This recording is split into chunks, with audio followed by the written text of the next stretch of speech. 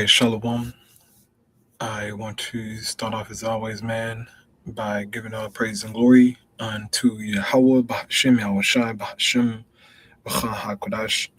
The one is unto the apostles, the others, and the bishops of Great Millstone. I want to send much love unto the brothers out there doing his work in truth and sincerity. And also I want to send peace and blessings unto the believers of the hopeful elect. And real quick, in this late night, listen, I wanted to do a response into a video here that was put up by the Space Race here on YouTube. And as you can see, the title of the video reads, How SpaceX Will Build a City on Mars.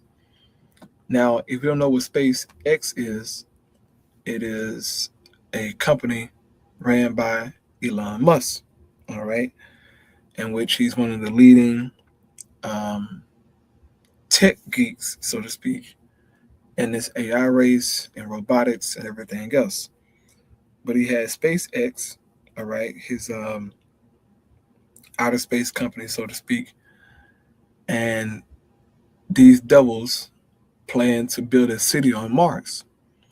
Now, if some of you brothers and sisters out there remember, when Elon Musk was talking about Mars, maybe 2 or 3 years ago, he spoke about building a city on Mars, and he spoke about dropping nuclear bombs on Mars to make it suitable for human life.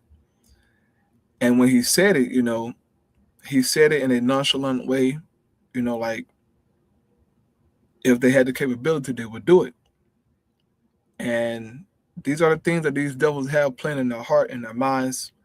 They want to explore the universe and inhabit different planets and so on and so forth, right? This is just the devil boasting in his pride and lying through his teeth, okay? Just as they lied about the moon landing. It never happened. But they speak about it, right? It's crazy. But I'm gonna play this video here though, bro. And I'll let you guys hear this a little bit, bro. This is crazy, man. But here we go. There will be a city on Mars in the year 2050. It will be humanity's... The year 2050. All right. So we talking what? 24 years from now? You devils won't be in power in the year 2050. Okay. You can get it out your head. If Esau was to rule by 2050, bro, it won't be no life on the planet, bro. Okay? As fast as they moving with robotics and AI, bro, we'll be cooked. Okay? We'll be cooked. There probably won't be no trees on the earth, bro, by 2050 if Esau is ruling. Okay? The water will be all corrupt. Life will just be jacked up, man. Look at what he's doing right now. For the most part, man, where people live at, the earth is terrible. Okay? The only places where the earth, has decent life is where man is indwelling. Or at least Esau is dwelling. Okay? But everywhere he's at, is hell pretty much, right? Plastics, toxins, you name it, it's there. And you can thank the devil for that. But there is no way in the hell this man will still be ruling by the year 2050. I just can't see it. Now, if that's in the Most High plan, that's in the Most High plan. But I don't see the devil ruling in the year 2050, bro. No way. Okay? No way. There will be no flesh to be saved. All right? But here we go. Second home, our first outpost away from the shelter of the Earth, and a construction project that will cement our future as a multi-planet species. SpaceX is determined to make this vision a reality, but it's going to require more than just ambition and big rockets to colonize Mars. The biggest thing that would set a Mars city apart from some other off-world colony like a moon base, for example, is this idea of being self-sustaining. You see, a person living on the moon could still return to the Earth as often as they like. There's only about 1 day of travel time between the two, and likewise, that would mean that any resources the people of the moon might require. This devil has no proof that it takes 1 day to get to the moon. He has no proof of that, right? Just a bunch of BS he made up with his so-called science, okay? They never been to the moon, bro. When they were asked about going to the moon, or I should say returning back to the moon, they said, oh, we lost that technology, right, back in 1969. Back in 1969, bro, computers were trash, okay? Computers technology was trash, okay? No color in the TV, nothing. But nigga went to the moon, right? Come on, man. This is madness, bro. But this is the desire of the devil, okay? He brags and boasts and talk like he know the universe. You don't know that, bro. Don't you know that if Esau was to truly go to the moon, really, that this man would attempt to destroy the moon to test the Most High? Bro, if you go here, what is that?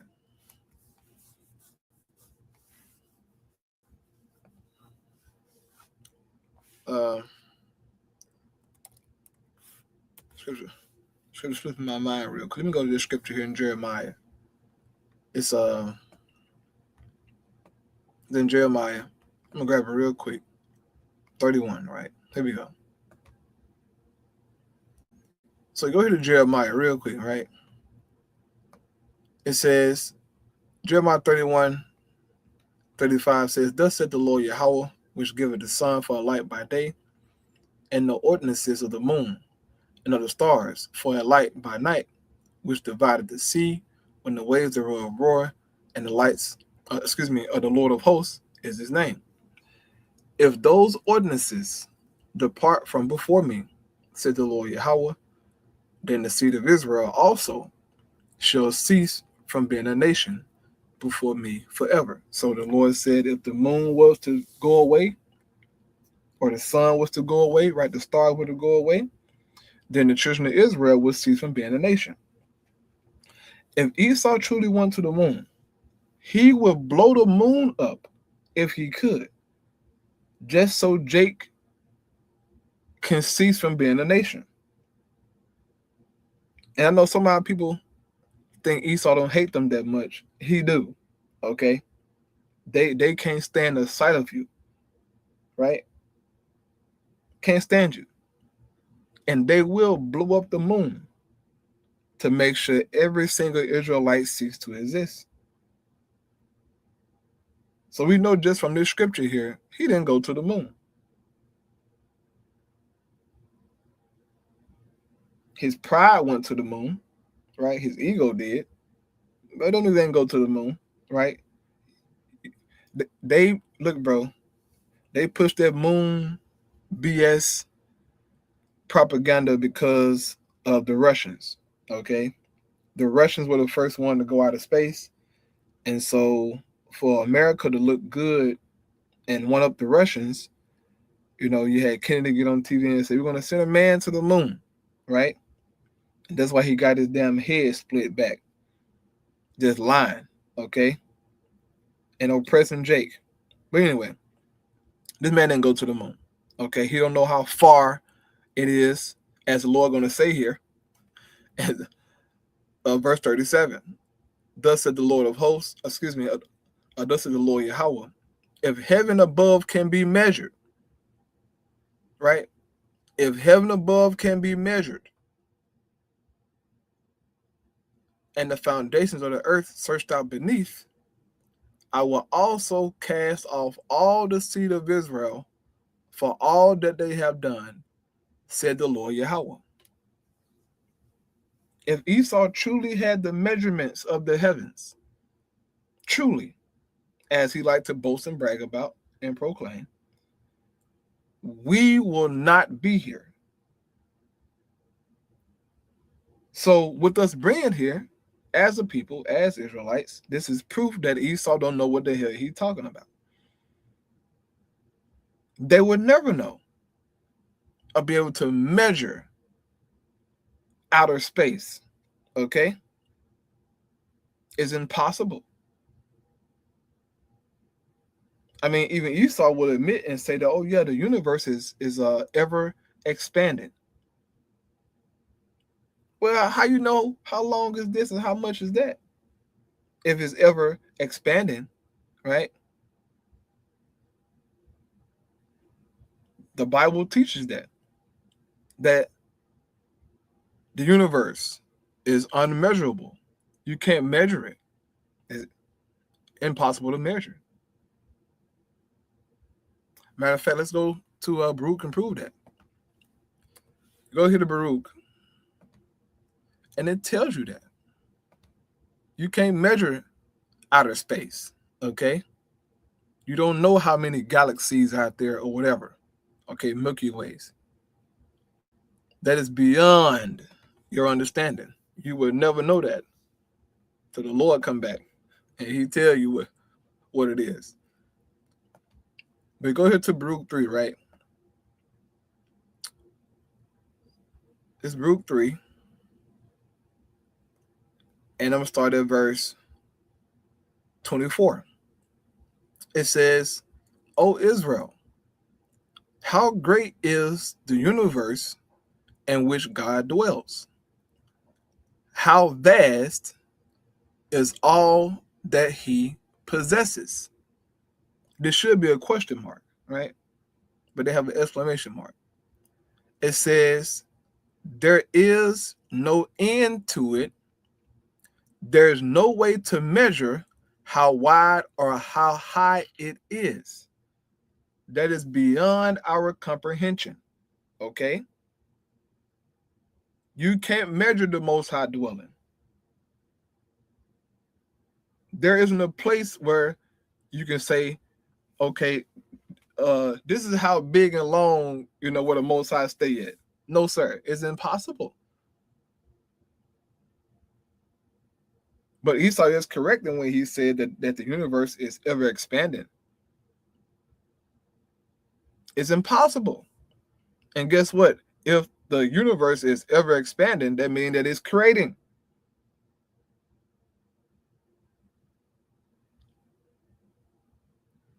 But it's impossible to measure that.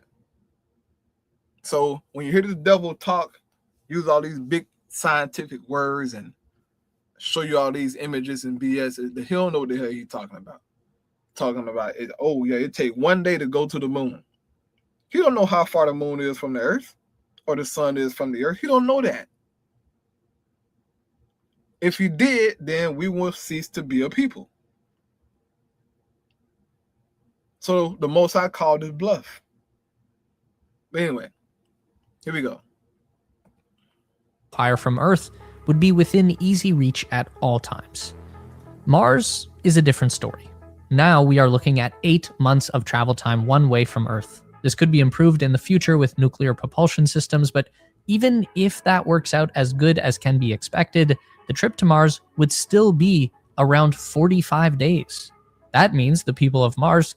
They don't know that, bro. They don't know that. Esau just making up stuff, bro. Like this dude, man. Esau crazy. Esau, you will never get the pleasure, okay, of traveling in the universe, okay, traveling from one planet to another. You would never, ever, ever get that pleasure, get that luxury, okay? That's not reserved for you, boy. You barely can go out of space. You barely can go so much far above the earth, okay? Let alone go to a whole nother planet. It's ridiculous, right? Now, I heard this guy Sam Altman speaking about AI and how that when AI becomes super intelligent, we'll be able to explore the universe, right? Go to different, planets. He said maybe even other galaxies, right? Through artificial intelligence. This is madness that would never happen, okay? That's reserved for us, all right? To explore the multi-universe. That's for the Israelites, not for you devils, man. You're going to be here on the planet Earth in shackles, okay? You're going to be in shackles, getting your behind kicked 24/7. Well, Salakia, 24/6. At least you get the Sabbath to rest. But other than that, you're going to be catching hell, boy. You ain't going nowhere else, right? But here we go. Cannot be dependent on the resources of Earth. They have to learn to harvest everything that the red planet has to offer, and what it has is really not much. But that will drive the creation of a massive industry on Mars to extract those resources and transform them into the necessities of human life. With the idea being that one day the ships from Earth will just stop. Whatever the reason for that might be, support from our homeworld will come to an end and humanity will continue on from our second planet. This is going to require around 1 million people or more to be living and thriving in a Martian city before anything goes wrong on Earth. So that means we need to build deep roots on Mars, both figuratively and literally.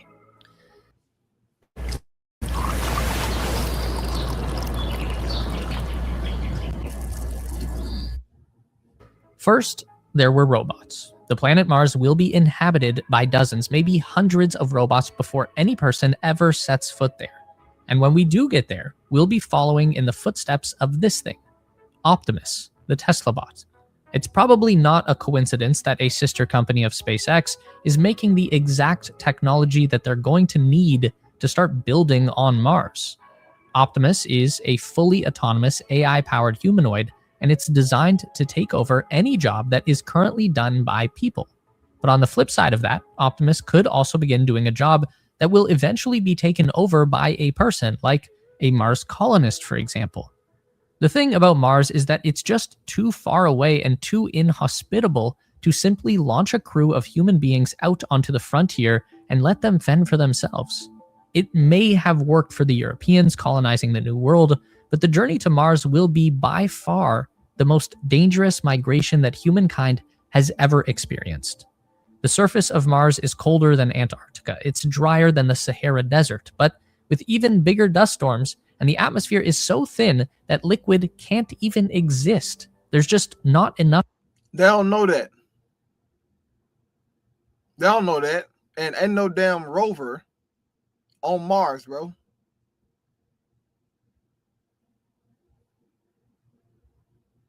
And no damn robots going out there neither, bro. Okay? Optimus, Tesla robots on Mars, building shit, right? This is a fantasy, bro. This is an Edomite wet dream. Okay? That's how I sum up Esau ego. Is all just an Edomite wet dream. Okay? A pedophilia wet dream. That's it. He ain't finna do none of this, bro. Okay? He never will. If you barely can survive the sun on the earth, how much more somewhere else in come on, bro. No, bro. All right. Anyway, here we go. Enough pressure to hold it together. So what you get is instant evaporation. People are mostly liquid, so outside of a pressure suit on Mars, you would instantly start to freeze, boil, and suffocate all at the same time. And even if you did stay safe inside your suit, you're still likely to get a heavy dose of radiation. The lack of atmosphere out there means that there's almost nothing separating the Martian surface from the colossal nuclear reactor in space that we call our sun. This is why SpaceX has already made their plan to launch the first ships to Mars with Optimus robots on board. Optimistically, this could happen as early as 2026. SpaceX has a roadmap that shows 5 Starship landers heading to Mars, each one loaded with 10 tons of payload. Now, the only real goal of that first transit will be to land at least one ship without crashing. That's why they want to send more than one at a time, because there will probably be a learning curve. One of the things we know about SpaceX is that they learn through trial and error, and oftentimes that means stuff blows up at first, but once they get it right, they're able to lock in and just keep executing very consistently. So, assuming that one ship lands safely and releases a handful of Optimus robots into the Martian landscape, they're still not going to have a whole lot to do until the next wave arrives. 2 years after the first successful landing is when the first real colonial fleet arrives. 20 Starship landers, each carrying 75 tons of cargo, most of which is going to be infrastructure for the first people to arrive.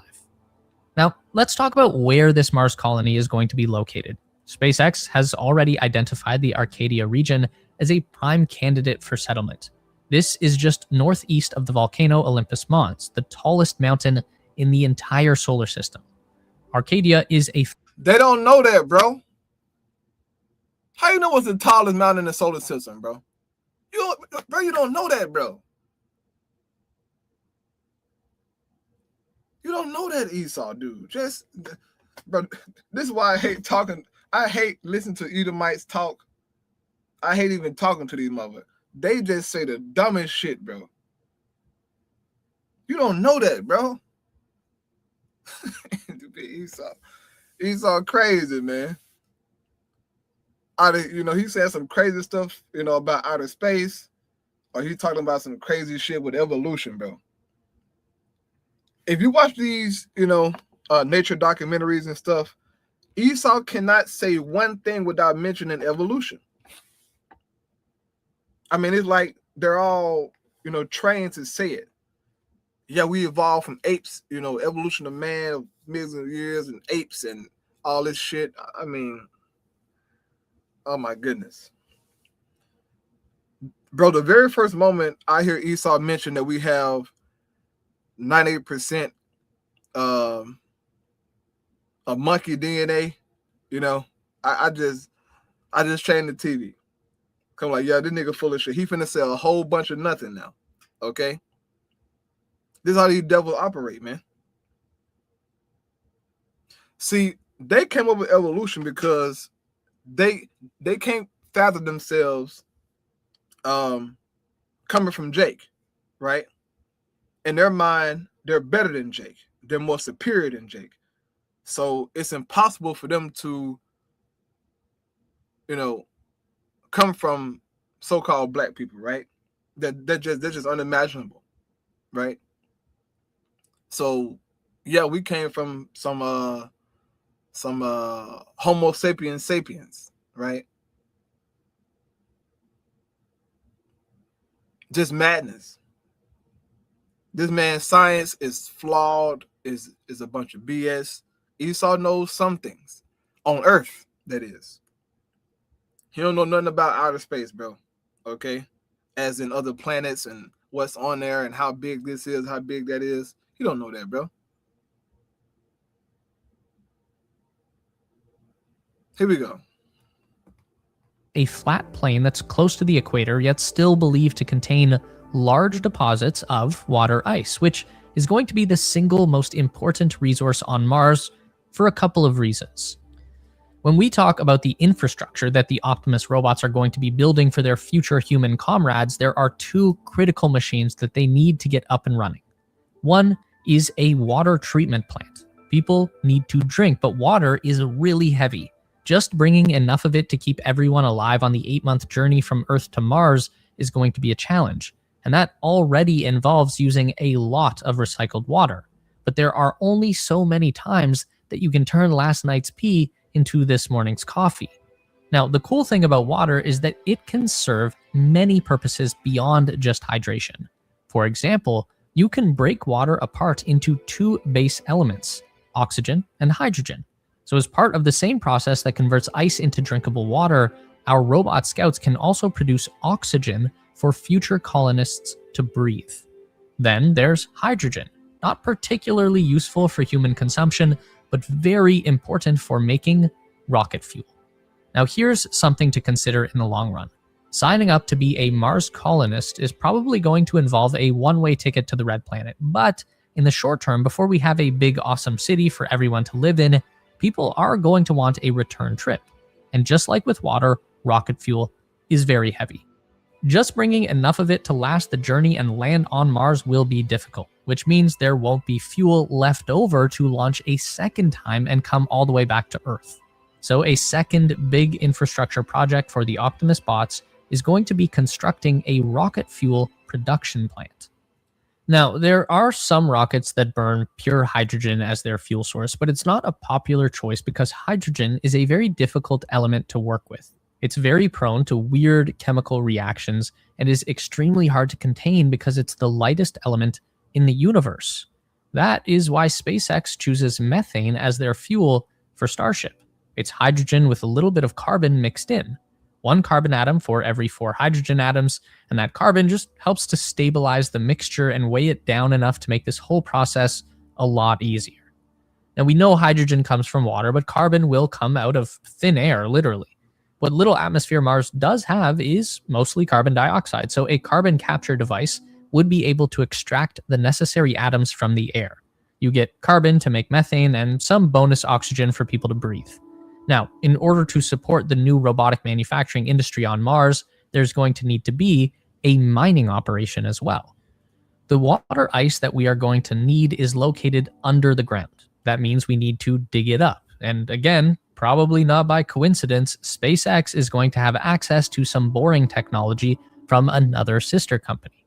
Now, a full-scale tunneling machine is not going to be practical for early construction on Mars, but taking that same design and scaling it down into a Martian mining rig is going to start unlocking those resources that make it possible for humans to survive and eventually create a sustainable colony. Okay, that's enough for tonight. That's enough for tonight. If you want to go watch this video, you can go watch it. Now Esau going to mine Mars and dig into the ground and find all the resources he needs because he already know what's there. Even though he haven't been there yet, he already know what's underground, right? He going to bring clean water to Mars too, okay? Even though you can't find clean water on the Earth. But he going to somehow bring clean water to Mars, right? He going to bring the Sony, right? And spring water.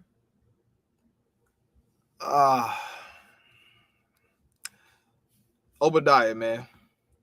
Now, you see why Obadiah written? Edom will be humbled. This is why Obadiah is written. This man is crazy, okay? If you don't stop him, he would just keep going and talking and doing crazy things. Hey, man. Obadiah, boy, this is a bad book right here. This is a bad book. Obadiah 1 and 3. The pride of thine heart have deceived thee, thou that dwellest in the clefts of the rock, whose habitation is high, that said in his heart, who shall bring me down to the ground? Right? The big bad white man. Who gonna stop him? This is how they feel. This is why these crackers get up every day and they walk around as if they own everything everywhere. And Esau, man, he owns the universe. And we all should bend the knee to how he sees things. And if you don't, then you're wicked. You need to die. You need to get wiped out. That's Esau's mindset. It says, though thou exalt thyself as the eagle, right? That's America's mascot. The eagle. Rome, the Greeks, they exalt themselves as the eagle, man. Their pride, right? It says, and though thou set thy nest among the stars, meaning what? He has his dwellings in the heavens, space stations, right? Spaceships, satellites. This is how we know who the Edomites are. The Lord gave us clues. Now, you go ask the Christians and say, hey, who are this talking about? Is it talking about Satan and Lucifer, right? Because when you go to Isaiah 14, right? You go to Isaiah 14 and you read verse 12, it says, how art thou fallen from heaven, O Lucifer, right? And if you ask a Christian, this is talking about a fallen angel, okay? If you go ask a Christian or even a common person, that's oh yeah, Lucifer, that's a fallen angel, you know, because in the beginning, you know, Lucifer, he took a third of the angels with him. They fought against God and Michael, right? And Lucifer, he clipped Michael the angel and ran, and he tackled Gabriel. You know, he did a backward flip. Man, this shit crazy, man. This shit is crazy, bro. This is craziness. Okay? This is craziness from these. But Christians are some of the craziest people known to mankind, bro. There's nothing more scarier than encountering a Christian and listening to this nigga imagination. The fallen angel BS has been pushed by Christianity, bro. Okay? They don't know the Bible, man. But it says, how art thou fallen in heaven, O Lucifer, son of the morning? How art thou cut down to the ground, which this weaken the nation? For thou hast said in thine heart, I will ascend into heaven, right? So I'm guessing because Lucifer fell out of heaven, right? Some way, somehow he gonna go back to heaven, right? He gonna break through the heaven gates, right? He gonna juke Michael and them and get back into the kingdom, right? To the spiritual realm. It says, I will exalt my throne above the stars of God, right? I will sit also upon the mount of the congregation in the sides of the north. I will ascend above the heights of the clouds. I will be like the Most High. Bro, this is talking about Esau, man. All right, the king of Babylon. They ain't talking about no fallen angel, bro. That is a bunch of madness. It's madness. We just read the same thing in Obadiah, man. It was talking about the Edomites. Well, here it says, O Lucifer. The O Lucifer is referring to the king of Babylon, man. It's an epithet. It's a nickname for the king of Babylon. Okay? That's all.